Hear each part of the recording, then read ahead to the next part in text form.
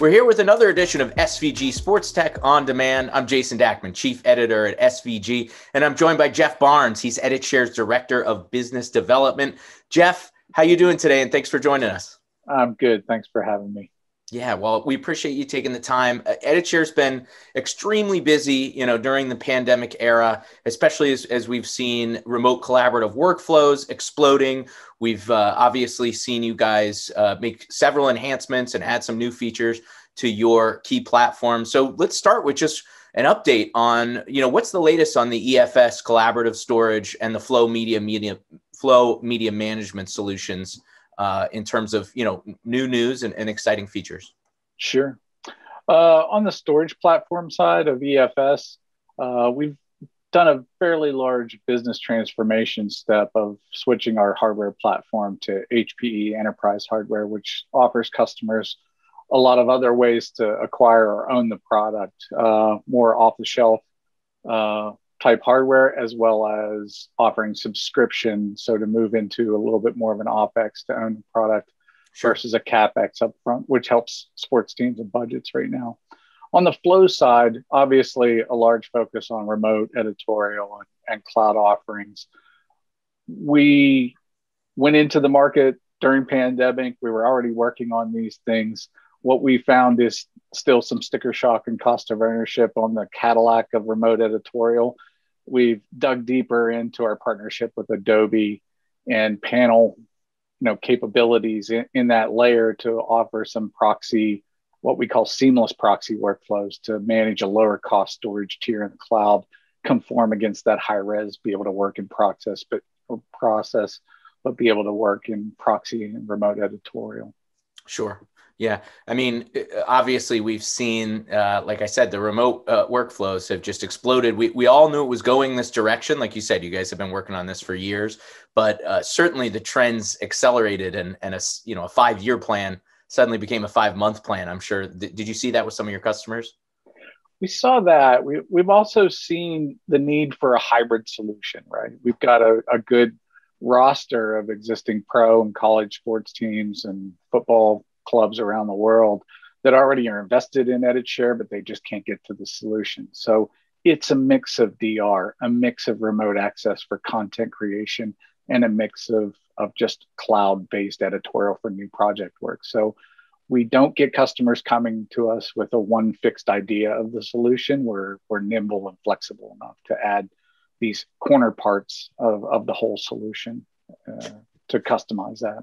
Right. And you talked about, being nimble and flexible, especially with some of the things that are happening in the industry. Closed environments aren't exactly exciting to a lot of people in the media and entertainment and the sports business right now.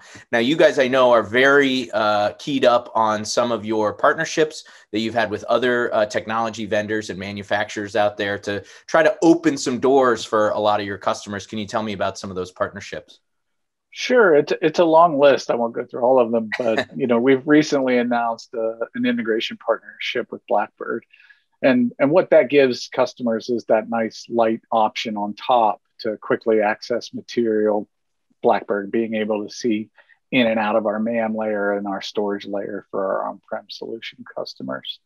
Another partnership has been ongoing with Imagine Communications, and they're fully using our storage platform now, and customers like Madison Square Garden have a large deployment of our storage provided by Imagine Communication and further integrations back and forth with our MAM layer into the Imagine Nexus and other ingest and playout solutions on the broadcast side.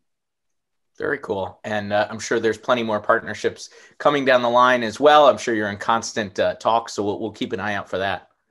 Sure. What I would say is we deal in arena work. We deal in regional sports network work. So some of it's more weekly content or live content based or broadcast based. So some of the API integrations are open that we are working with as needed partnerships with statistical information, social media platform deliverables. So the Flow platform is open enough to be able to easily add those partnerships if customers have existing solutions that they want to integrate with our MAM layer.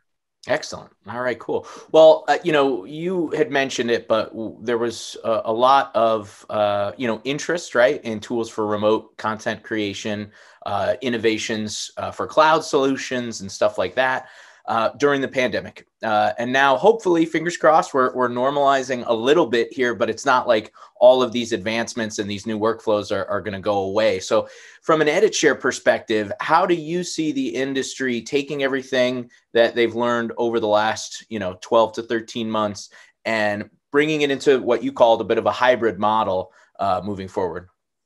Yeah, they're figuring it out, right? And we're all doing that together. So as a company, we have to support our customers and try to gain knowledge from them on what their needs are. And as they've done that, if they've discovered it's not one, as I mentioned before, one solution for everybody, they're ideal. Right. But to be able to offer those bite-sized pieces to say, we have a system on site, we need to add some cloud, we need to add some DR in the backup, doing cost analysis. So, a lot of this work that we do with customers is helping them figure out what all this stuff costs. Really, there's as much time spent in trying to do cost analysis for customers and trying to show them ways that they can afford and grow into these solutions. So that's been a benefit to us working with our existing and new customers as well. Sure. And what about on-premise workflows? As people are starting to return to their facilities, you had said, working with proxies had become even more popular as people are working from home and working remotely, but suddenly, they're back on-prem. How are you working with your customers to make sure, again, they can take everything they've learned with the remote and really, leverage it as good as possible on-site?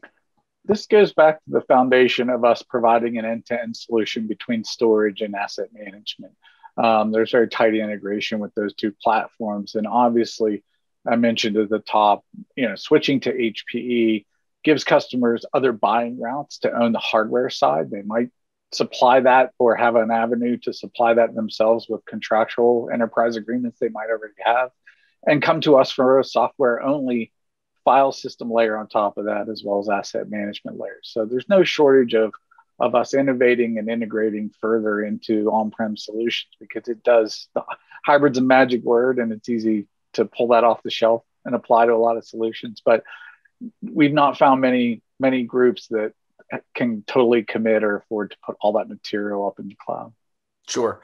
And, speaking of the cloud, I know that you guys jumped on board recently with the AWS Media Intelligence Solutions, a really cool development from AWS, and some of the exciting next gen innovations that I think we've been talking about for a long time when it comes to AI and advanced tools. What does that mean for you guys? What does that mean for Editshare and your customers?